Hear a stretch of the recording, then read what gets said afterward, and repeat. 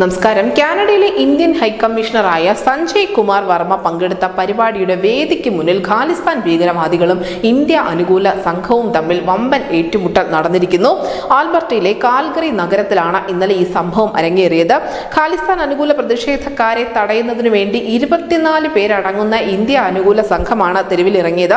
ഖാലിസ്ഥാൻ ഭീകരവാദികൾ ഇതിനിടയിൽ വാളുയർത്തി ഈ സ്ഥലത്ത് ഭീകര അന്തരീക്ഷം സൃഷ്ടിക്കുകയും ഉണ്ടായിരുന്നു. എന്തായാലും സംഘർഷം കയ്യാങ്കളിയിലേക്ക് നീങ്ങുന്ന മുൻപ് അല്ലെങ്കിൽ അത് പരിധി വിടുന്നതിന് മുൻപ് തന്നെ പോലീസ് ഈ വിഷയത്തിൽ ഇടപെട്ടിട്ടുണ്ട്. ഇന്ത്യൻ ഹൈക്കമ്മീഷണറെ വധിക്കുമെന്ന തരത്തിൽ കാനഡയിലെ ഖാലിസ്ഥാൻ ഭീകരവാദികൾ പല തവണ പ്രകോപനപരമായ പരാമർശങ്ങൾ നടത്തിയിട്ടുണ്ടായിരുന്നു. ഇതിനിടയിലാണ് ഈ ഹൈക്കമ്മീഷണർ ഒരു വേദിയിലെത്തിയപ്പോൾ ഇവർ പ്രതിഷേധവുമായി രംഗത്തെത്തിയതും അതിനെ തടയാൻ ഇന്ത്യ അനുകൂല സംഘം പുറത്തു വന്നതും. എന്തായാലും ഖാലിസ്ഥാനികൾക്കിടയിൽ ഇന്ത്യ അനുകൂല ഗ്രൂപ്പുകൾ പ്രത്യക്ഷപ്പെടുന്നത് വലിയ പ്രതീക്ഷ സമ്മാനിക്കുന്നുണ്ട്. പ്രത്യേകിച്ചും സിഖ് ജനത ഉൾപ്പെടെ ഈ ഇന്ത്യ അനുകൂല ഗ്രൂപ്പുകളിൽ വലിയ ഭാഗം തന്നെയാണ്. അതിനർത്ഥം ഇനി ഖാലിസ്ഥാൻ വാദത്തിന് കാനഡയിൽ അല്പായുസ് മാത്രമേ ഉണ്ടാവൂ എന്നുകൂടിയാണ്. News desk news India Malayalam.